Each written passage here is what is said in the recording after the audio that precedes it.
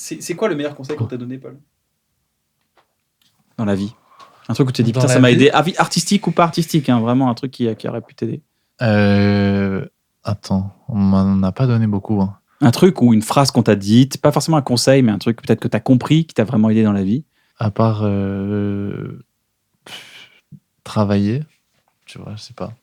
En tout cas, quand tu as envie de faire quelque chose, mettre tous les ingrédients dans la balance pour que ça marche. Mais je trouve que c'est bien parce que c'est une leçon aussi. Ça marche dans plein de secteurs, tu vois, dans la vie perso. Qui t'a dit ça? Je pense que, je sais pas, j'ai l'impression que de différentes façons, mais plusieurs personnes, ma mère, des gens de l'humour, des gens avec lesquels je Donne-toi à travaille. fond, quoi. Donne-toi à fond, travaille Ouais, dur, quand tu fais un donne-toi truc, les moyens. ouais, mais mets tous les ingrédients pour que ça fonctionne, quoi. Tu vois, même, je sais pas, je cogite pas mal autour de ça en ce moment, mais dans un couple, dans une relation d'amitié, tu vois, fais des efforts pour te dire que rien n'est jamais acquis et que si tu veux quelque chose, il faut mettre. Enfin, c'est une recette, quoi. Concrètement, quand tu écris une blague, Ouais. on va dire, elle fait 15 mots, ta blague. D'accord? Elle marche. C'est-à-dire que à la fin du 15e mot, tu obtiens un grand rire. Ouais. Est-ce que tu en restes là en disant, c'est bon, cette blague, elle marche? Ou est-ce que tu dis, peut-être changer le 9e et le 3e mot pour en voir encore plus gros rire, ou tu dis, bah, c'est bon, ça marche, j'avance? Est-ce que c'est ça, est-ce que tu as bossé dur pour avoir cette blague, mais est-ce que tu dis, quand tu l'as et qu'elle est parfaite, est-ce que tu dis, ça va être encore mieux? Moi, j'aime bien remettre sur la table à chaque fois. Tu vois, je me dis, bon, bah, ok, pendant jusqu'à présent, la meilleure formule que j'ai, c'est celle-ci, mais je suis pas à l'abri un jour, au lieu de dire voiture, si je dis véhicule, eh ben, peut-être que ça va être encore plus marrant. Donc, je suis content jusqu'à ce que je trouve mieux. Mais t'es content quand même, t'es pas insatisfait en disant il faut que tu te contentes de choses. Ouais. Sinon, je pense que t'es malheureux un peu. Parce que mettre en fait, j'essaie de traduire, parce que tu mets tous les ingrédients enfin, tu vois, de faire tout. Moi, j'avais pas du tout compris ça, moi. Tu avais compris quoi? Le meilleur conseil qu'on t'a donné, c'est travail. Ouais, c'est. Donc, c'est des jambes droites, quoi. Ils t'ont inculqué la valeur travail. Non, mais alors, je t'avoue, j'aurais kiffé de sortir une citation qu'on aurait insérée ici, là, avec un super conseil, mais j'en ai pas particulièrement. Moi, je m'en fous, tu sais, moi, ce que je veux savoir ce que tout le monde veut savoir, c'est qui Paul dans la vie. Parce que je trouve que c'est un mec mystérieux. C'est vrai. On veut savoir, Paul, il pécho des meufs, il pécho pas des meufs, il fait semblant d'être un loser, c'est un gros loser. Est-ce que déjà lui, il se voit en mode loser, ou est-ce que c'était un perso? Est-ce qu'il a caricaturé un truc? Est-ce qu'il est vraiment timide, ou est-ce qu'il est cool? Est-ce que quand il est avec ses potes, il est bonjour? Je crois que t'as un sugar rush. Tu vois? Non, mais j'ai un sugar rush parce que je veux connaître l'intimité, le cœur. Ah. Paul Mirabel, qui est-il? Ok. Je pense pas qu'il y ait de crois, bonnes ou de mauvaises situations. Si je devais résumer ma vie, ce sera avant tout des rencontres, des gens qui m'ont. Est-ce que c'est un gros geeko? Est-ce qu'il est enfermé chez lui, il est introverti, ou est-ce qu'en fait il aime bien sortir et c'est un gros kiffeur, il se fait des restos avec des amis? Je te jure, il tape des bars, est-ce qu'il part en vacances? Qui est ce mystérieux Paul Mirabel?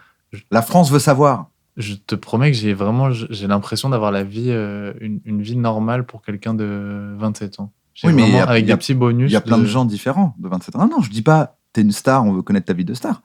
Je dis, je pense que même moi, je suis là, je dis, mais Paul, qu'est-ce qu'il fait de ces putains de journées? Tu vois, est-ce qu'il est en terrasse? Est-ce qu'il est en train de boire des bières? Ou est-ce qu'il est chez lui en train de jouer à la play? On dirait que tout est possible. Tu vois, il y a un truc, une aura un peu mystérieuse que tu peux conserver. C'est vrai que si je me dis, est-ce que je dois faire une soirée avec Paul? On ferait quoi? Ouais. Est-ce que je l'invite? Est-ce que je l'invite déjà? Non, mais c'est vrai. Est-ce que je l'invite? Est-ce que j'ai son numéro? Ou est-ce qu'il va être gêné? Ouais, c'est ça. Est-ce qu'il va arriver dans ma soirée et faire bonsoir à tous, et puis il va s'asseoir dans un coin, ou est-ce qu'il va être là pouloulou? En fait, on sait pas. Ouais, moi non plus, je sais pas. Ça dépend de la soirée.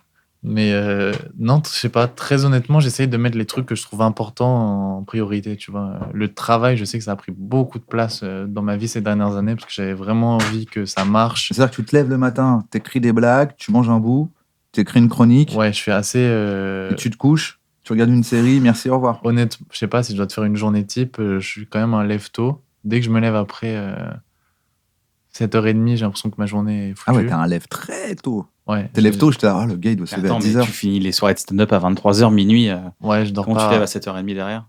Le temps de rentrer, tout ça, de manger, Sûr, tu manges pas. En plus, quand tu dois jouer un premier passage, tu dois avoir le ventre vide. Non, mais qu'est-ce que tu branles déjà de 7h30 du mat à midi déjà? C'est long. Je sais pas, j'écris des trucs qui me passent par la tête, je les remets au propre, des appels, des rendez-vous, des mails, des trucs, et l'après-midi, je répète. Ça, j'aimerais bien arriver à progresser sur ça. L'après-midi, tu répètes ton passage du soir, genre. Ouais. Putain, t'es Mais si je savais faire autrement, je ferais autrement. Le sport. Ouais, c'est ça. T'es un sportif de haut niveau, mec. Mais toi, t'arrives à. Moi, je te jure, si vraiment il y avait une autre façon d'être aussi efficace en travaillant moins, je l'aurais prise. Mais je suis incapable de. Je fais pas du tout ça. Et le soir, je joue. Techniquement, tu te lèves à 7h30. Clac, ça gratte, ça répond à des mails, ça fait avancer la vie. Ouais, t'es un fonctionnaire de ta carrière. Quoi. Midi, tu manges. Ouais. Un petit truc sympa. Tu te fais un kiff. Tu te fais à manger ou tu commandes? Non, plus c'est rapide. Tu commandes un petit Deliveroo. Je déteste cuisiner. Ah, parce que t'as pas que ça à faire. Parce qu'il faut retourner au travail. Ouais. Ah non, mais c'est vrai, il y a un peu de ça. Tu manges tes sushis là, tu répètes. Ouais. Tu dis c'est bon, maintenant il est 17h30, 18h. Je vais faire mon premier plateau, j'en ai 3 ce soir. Ouais. Plateau. Tu rentres chez toi, tu dors.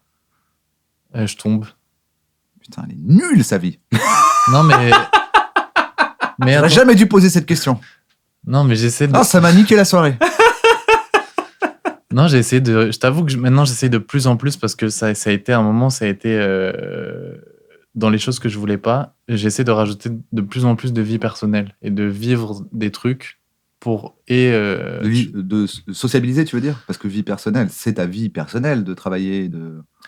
C'est quoi la vie perso? Bah, je sais pas, il y a c'est très bien, c'est cool ce qui se passe sur scène et tout, ce que tu veux, c'est cool de faire avancer ta carrière, entre guillemets. Je sais même pas si je peux dire ça, mais ton projet, quoi. Oui, de progresser, mais j'ai pas non plus envie de me retrouver, tu vois, à 45 ans, pas avoir eu d'enfant, pas avoir voyagé. Ça a démarré, genre là, t'as eu le buzz campus, etc. Tout d'un coup, Paul Mirabel, t'as une opportunité. Ouais. Et c'est là que tu t'es dit, bon, bah, à partir de maintenant, ça va être ma vie, je vais me lever à 7h30, je vais faire ça, ou tu le faisais même avant? Ou est-ce que t'es passé plus ou moins d'un coup de, en fait, je chill avec mes potes, on se tape des bars, on traîne ensemble, les gars, désolé, maintenant, le destin m'appelle, je me lève à 7h30, je me couche à minuit, je fais des plateaux et merci, au revoir. Il y a eu un peu de ça, ouais. Il y a eu un peu un côté shonen, quoi. Ok, t'es parti dans un truc comme un sportif, quoi. Comme ça, c'est bon, t'es pris maintenant. T'es devenu un sportif, t'es un pro. Ouais, j'ai sacrifié beaucoup de trucs de vie personnelle, ouais. J'ai vraiment, tu vois, si je dois me refaire le film des dernières années, il y a eu 1700 moments merveilleux que j'aurais jamais pu espérer et qui vraiment touchent l'enfant, tu vois, où je me dis, bon là, si on m'avait dit ça il y a 10 ans, j'aurais fondu en larmes et j'aurais pas cru. Et plein d'épanouissements, de trucs qui m'ont apaisé, soigné, qui ont calmé plein de névroses que j'avais et tout. Mais je me revois vraiment il y a 3-4 ans, tu vois, je sais pas, au mois de juin, passer devant un bar alors que c'est mon 6e plateau et aller sur le 7e et voir des gens de mon âge rigoler, teaser, sociabiliser et de me dire, mais attends, pourquoi je fais tout ça en fait? Pourquoi je suis pas assis avec eux là en train de. Mais avant, t'étais assis avec eux? Genre, est-ce que t'as perdu, entre guillemets, des potes, tu t'es éloigné de potes parce que tout d'un coup, t'as dit comme si, les gars, je passe pro, genre, je dois aller sur Mars, donc maintenant, c'est entraînement, et du coup, t'as tourné un peu, pas le dos, mais tu vois ce que je veux dire? Tu t'es éloigné, t'as mis moins de temps dans tes relations sociales, ou est-ce que t'en avais pas? Tu vois? Est-ce que t'as rempli un vide, ou est-ce que t'as vidé un truc pour mettre du travail à la place? Non, j'ai sacrifié des trucs qui me paraissaient pas nécessaires et futiles.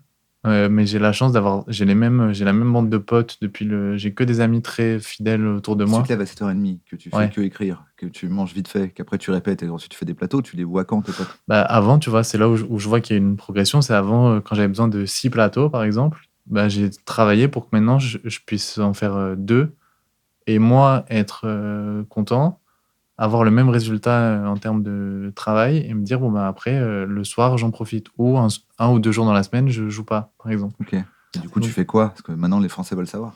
Je sais pas, je vois des potes, je vais voir mes potes. Ah, voilà, tu vas voir des potes. Ouais, je vais voir mes potes. Juste, on se pose tranquille à l'appart, on joue à la ouais, play. Je suis pas sorti. J'ai jamais été. Mais ça, tu vois, c'est là où j'ai pas l'impression de m'être travesti et d'avoir changé. C'est qu'il y a plein de trucs que j'aimais pas avant que j'aime toujours pas. Maintenant que tu as accès aux soirées, t'as pas envie d'y aller pour autant. Ouais, c'est pas pour autant que je vais en boîte alors que je peux rentrer. Tu vois. Avant, je pouvais pas rentrer. Maintenant, je peux rentrer, mais j'y vais pas. Il y a quand même pas mal de solitude. Enfin, t'es pas mal livré à toi-même dans tout ce que tu racontes. Ouais, mais je pense que ce qu'on fait par définition, c'est un peu un métier. T'es introverti en gros. C'est-à-dire que ça te va, t'aimes bien l'idée d'être un peu tranquille avec toi, de te marcher dans la rue, t'es content, tu dis pas il manque quelqu'un pour me faire la conversation là. Franchement, j'arrive à, tu vois, quand j'ai besoin de voir quand j'ai envie même de voir des gens, j'ai aucun problème. Quand j'ai peut-être, oui, je suis de nature un peu plus, j'ai pas de mal à être tout seul, quoi. T'en as même besoin peut-être, non? Ouais. Ouais. Non, mais j'écoute beaucoup de musique. Franchement, sur le papier, ça fait pas rêver. Tu vois, Non, même, mais attends, c'est peut-être ta que vie, les hein. gens. Il y a pas les gens, on s'en fout des gens. Mais je trouve que c'est un bon équilibre. J'ai l'impression d'arriver vers une forme d'équilibre, tu vois. C'est ce personnage que je pense beaucoup de gens, je sais pas si c'est le cas, mais que beaucoup de gens voient comme un peu un weirdo, genre empêché, etc. Est-ce que toi, tu le ressens comme ça? Est-ce que tu dis, putain, je suis quand même un peu en décalage par rapport à des codes de société? Par exemple, typiquement, quand tu parles de célibat, de meuf, etc. Est-ce que c'est un truc que tu surjoues ou est-ce que c'est un truc que tu vis vraiment de dire, c'est pas. Parce qu'en gros, moi, je te vois pas du tout en loose depuis que je te connais. Depuis la nuit des temps, depuis la première fois que je te rencontre, ça me touche. c'est pas du tout un loser. T'es un gagnant de ouf. Là, c'est pas du tout un loser, T'es ce un gars. triompheur, mec. Ah ouais, c'est gentil. Et pourtant, sur scène, tu vends un personnage de loser. Est-ce que c'est un personnage, un truc que tu ressens réellement c'est même pas vraiment un personnage de loser, c'est plus un personnage d'anti-héros, tu vois, d'anti-showman.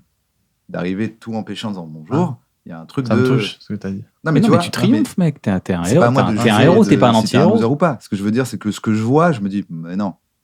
Je pense que la plupart des gens qui t'ont rencontré, ils disent, mais c'est pas vrai, Paul, il pécho. En tout cas, moi, j'ai l'impression que j'ai jamais menti ou travesti ce que j'étais dans la vraie vie, tu vois. Même je sais pas si on en avait déjà parlé, mais tu vois, il y a plein de gens qui m'ont dit, ouais, pourquoi tu bouges pas sur scène et tu parles doucement? Parce qu'au début, j'avais tellement peur que c'était soit le texte, soit le jeu, mais c'était impossible d'associer les deux. Et donc, j'ai dit, bon, en fait, je vais essayer déjà de pas me tromper sur mon texte. Et donc, les jambes étaient paralysées de stress, tu vois. Et j'avais tellement peur de prendre de la place que je parlais doucement. Et en fait, c'est juste. Souvent, tu vois, j'ai l'impression qu'il y a des gens qui se disent, OK, il a pris un labo de l'humour, il a dit, OK, alors là, il faudrait que je parle pas trop, il faudrait que je rajoute un peu de je bouge pas trop. Mais j'étais vraiment comme ça, quoi. Si cette émission vous a plu, n'hésitez pas à vous abonner à la chaîne. Si ça vous a pas plu, on a fait notre mieux. Et si notre mieux ne vous plaît pas, écoutez, n'hésitez pas à aller voir d'autres artistes ou d'autres artisans ou d'autres présentateurs ou d'autres émissions. Il y a plein de choses sur Internet. C'est pour faire rigoler des gens.